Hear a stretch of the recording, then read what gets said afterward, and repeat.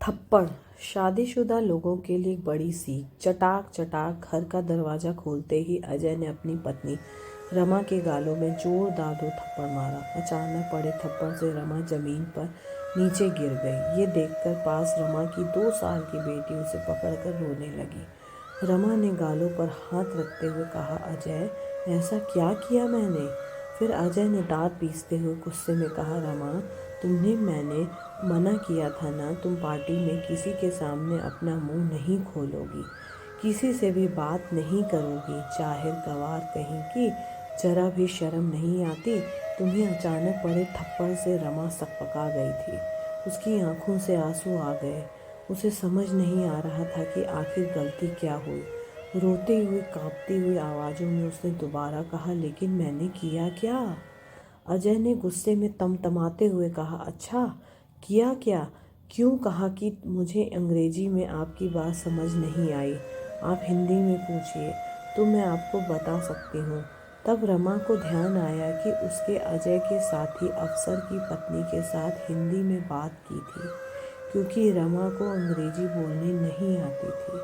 गांव के कॉलेज में बीए पास रमा की शादी उसके बड़े पापा ने अपने नज़दीकी मित्र के बेटे अजय के साथ करा दी, जो एक सरकारी अफसर था। रमा के पिता एक किसान थे और माँ एक सामान्य गृहिणी। रमा अपने माता पिता की इकलौती संतान थी। अजय के घर वालों भी मोटे दहेज की लालच में आकर शादी के लिए तैयार हो गए। रंग रूप और गुण में सुंदर रमा बहुत ही व्यवहारिक और सामाजिक स्त्री थी। इसके विपरीत अजय व्यवहारहीन और अहंकारी व्यक्तित्व का पुरुष था। उसे अपने पद और प्रतिष्ठा का इतना अभिमान था कि उसके आगे वो किसी को कुछ नहीं समझता था।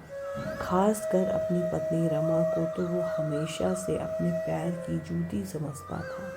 उसके लिए पत्नी का मतलब ही सिर्फ उसका शारीरिक ज़रूरतों को पूरा करना और घर में दबा कर रखना था।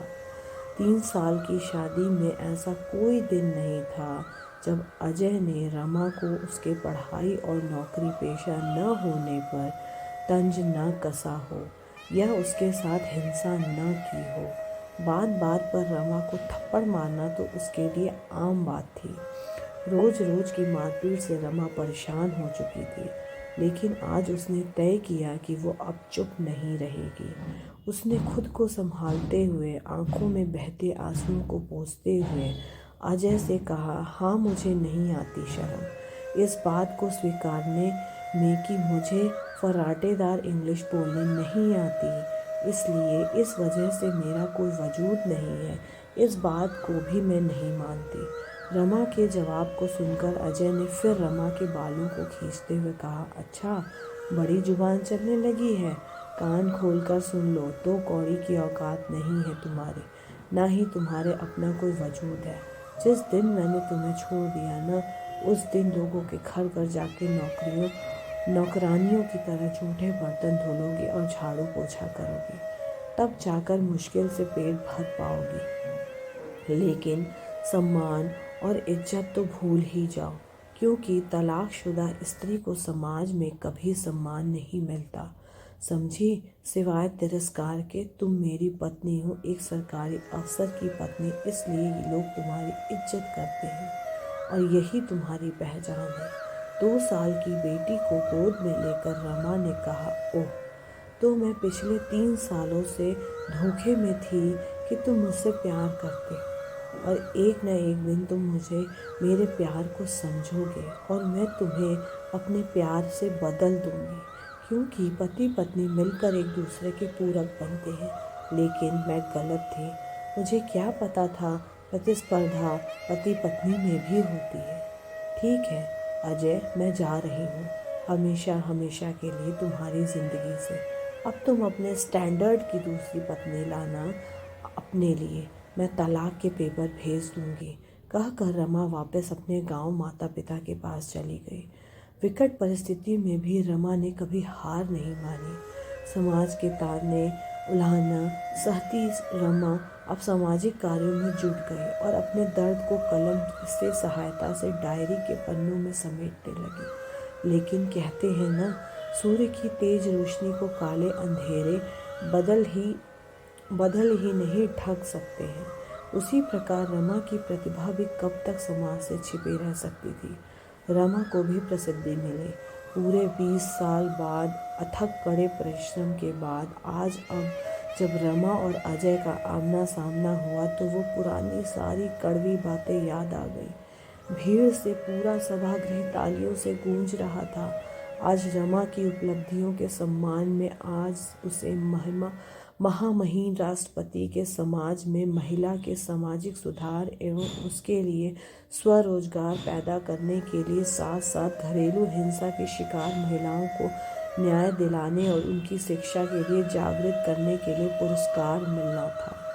हिंदी में सबसे मिलजुल कर बात करती भीड़ में आज अजय भी हाथ बांधे पीछे लाइन में खड़ा हुआ था, नजरें झुकाए। अजय को आज समझ में नहीं आ रहा था कि जिसे वो गंवार समझता था, दरअसल वो तो बहुमुखी प्रतिभा की धनी थी। रमा आज समाज में प्रसिद्ध लेखिका और समाज सुधारक थी, जिसका सब सम्मान करते थे। आज उसे आगे बढ़कर बधाई देने में भी संकोच हो रहा था। तभी एक पत्रकार आगे बढ़कर रमा से अंग्रेजी में सवाल पूछा तो रमा ने आज फिर नम्रतापूर्वक हाथ जोड़ के कहा, महोदय कृपया अपना प्रश्न हिंदी में पूछें, मुझे अंग्रेजी नहीं आती।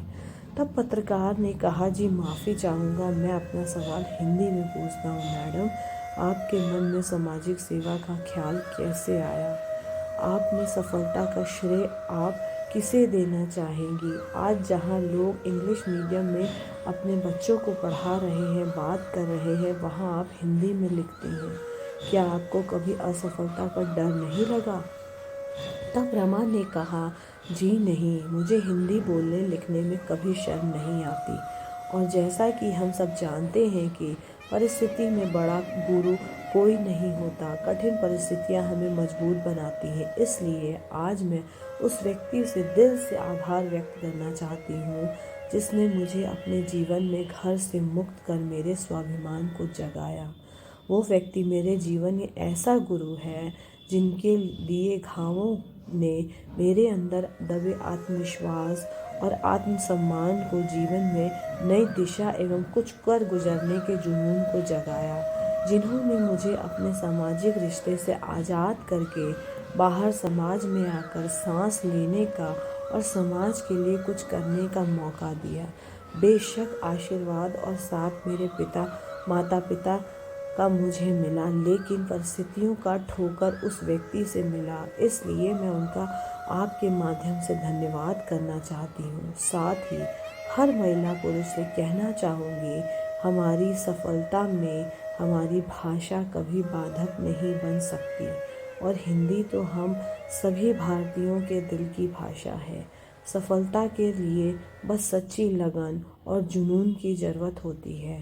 थोड़ी देर बाद मौका मिलते ही रमा को अकेला देखकर अजय उसके सामने आकर खड़ा हो गया और उसने कहा, रमा, अपनी गुड़िया कैसी है? अब तो बड़ी हो गई होगी। रमा ने कहा, मेरी बेटी बिल्कुल ठीक है और अब पढ़ाई के साथ साथ मेरे लिए सामाजिक कार्यों में मदद करती है। अजय ने कहा, रमा, तुम ऐसा क्यों कह रही हो? वो मेरी भी बेटी है। मुझे माफ़ कर दो, मैं तुम्हारी अहमियत नहीं समझ पाया। तुम्हारे जाने के बाद मैंने अपने ही ऑफिस के साथ महिला साथी अफसर से शादी की। 2 बेटे भी हैं, लेकिन मेरी कोई इज्जत नहीं है, ना ही मेरी कोई अहमियत। मेरी बेटी मुझे बात बात में बदनाम करने और मेरा करियर ख़त्म करने की धमकी देती है और मैं चुपचाप सुनता हूँ, क्योंकि मैं कुछ नहीं कर सकता। चुपचाप खड़ी अजय की बातें को सुनती रमा ने आखिर में हाथ जोड़कर कहा, महोदय, मैं असहाय लोगों की मदद करती हूँ, लेकिन आप तो खुद सक्षम हैं। मैं आपकी कोई सहायता नहीं कर सकती। तभी रमा की बेटी वहाँ आ गई और वो अपनी बेटी के साथ वहाँ से चली गई। अजय आज नजरें झुकाए चुपचाप सब कुछ सुन रहा था, लेकिन आज कुछ भी कहने की स्थिति में वो बिल्कुल नहीं था और अपने तिरस्कृत किए रिश्ते को जाते देख रहा था, क्योंकि वो आज मजबूर था और कुछ नहीं कर सकता था। लेकिन रमा आज मजबूत थी। दोस्तों, उम्मीद करता हूँ कि ये कहानी आपको पसंद आई होगी। तो प्लीज़ लाइक करें, शेयर करें, कमेंट करें। कहानी का उद्देश्य सिर्फ इतना है कि हम अक्सर कहते हैं कि ऐसा सिर्फ कहानियों में हो सकता है, लेकिन हम ये भूल जाते हैं कि कहानियाँ बनती ही तभी हैं जब ऐसी घटनाएं होती हैं। उन घटनाओं से प्रेरित होकर ही कहानी लिखी जाती है। और महिलाएं तो शक्ति स्वरूपा होती हैं। अगर वो कुछ करने की ठान लें तो फिर वो कोई शक्ति उन्हें हरा नहीं सकती। थैंक यू दोस्तों।